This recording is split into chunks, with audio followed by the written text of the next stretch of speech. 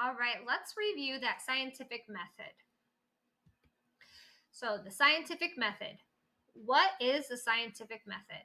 So remember, we said the scientific method is an organized way to ask questions and find answers by making observations and doing experiments. It's a formal way to answer questions and prove or disapprove a theory. Why do scientists use the scientific method? Scientists use this process to guide them as they look for answers to a question. The steps in the scientific method ensure scientists are accurate, and they use facts as they experiment and test a theory. There are 6 steps to the scientific method. All scientists use these steps each time they conduct an experiment or a test. So let's take a look at each step and help us understand how it works. Step number 1 is to ask a question. Have you ever wondered how something works or why something happens? Well, scientists do too. They ask themselves questions and use science to find the answers. Remember, one of the questions that we talked about last week with the scientific method was we were wondering, how was the pencil made? I think about that because here I see that little girl holding a pencil, and we use a pencil every day when we do our schoolwork. So we're asking ourselves, how is the pencil made? So there's our first part. We're asking that question.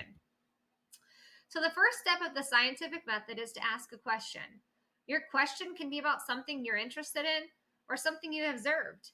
It could be about something you have wondered about or even researched yourself. These are examples of questions that a scientist might ask. Maybe we were going to say, why does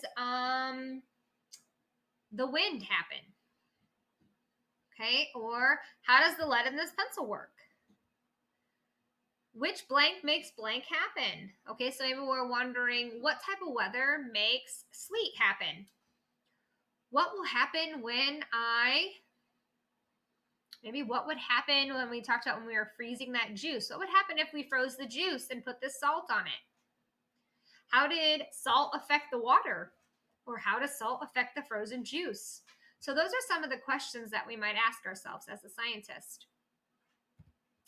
Next, you're going to make an observation. So you're going to look at the world around them, and they notice things that happen. Scientists observe these things, and they gather data, and then they try to understand why it's happening. Scientists are naturally curious about the world. One of the ways that they learn is through observation. Scientists also research the things they observe to learn as much as they can before they form a hypothesis. Do you remember what a hypothesis is again? Did you say an educated guess? Because you're right, that's what a hypothesis is an educated guess. So it's a reasonable guess, okay? So now that you've formed your hypothesis, it says as scientists observe, research, and gather data, they make predictions as to why something happens. This is called a hypothesis. So they're making a prediction or an educated guess.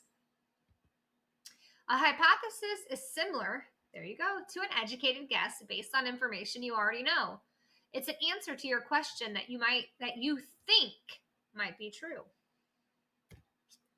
A hypothesis should explain what you expect to happen, and then your hypothesis should be tested and measured during an experiment to discover if it was correct or was it incorrect. In order to test your hypothesis, scientists conduct an experiment. This is step number 4. The result from the experiments tells scientists whether their hypothesis is true or not. As you conduct your own experiment, it is important to test one thing at a time. In order to do that, you will only test one variable in each experiment. A variable is the one thing you change as you conduct an experiment. So think about the other day when you froze water. So you froze water and then you put salt on top of it, okay? Next, I asked you to do something different. So instead of water, you froze juice, but you still used the salt, correct? So the variable that you changed was the item that you froze. So you changed it from water to juice. That's the one thing that you changed, but what you kept the same was still the salt. So let's say that you're testing whether marshmallows dissolve faster in hot water or cold water. Okay, your hypothesis, you think that marshmallows are going to dissolve faster in hot water. So when testing this hypothesis, the variable that stays the same is going to be the marshmallows. You would use a marshmallow for both tests. The changed variable is the temperature of the water. You would test the marshmallow in both hot water and cold water. Okay? Analyze your data.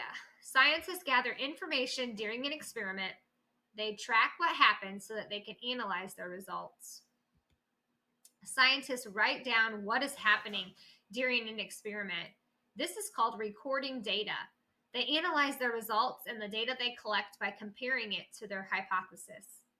This information gives the scientists evidence that proves their hypothesis is true or false. Step number 6, drawing a conclusion. Scientists study the information they learn during an experiment and they draw a conclusion. After an experiment is completed, scientists study the results and what they have learned. They use new information to draw a conclusion about whether their hypothesis was correct or incorrect. So now, in your science journal, I want you to write about and tell me, why do scientists use the scientific method? Remember, anytime during any of these assignments, you can always go back in, rewatch the video, press pause because you found the answer, and then go back and listen again. So here is what your lesson in your science journal is going to look like. And that is the end of lesson 5.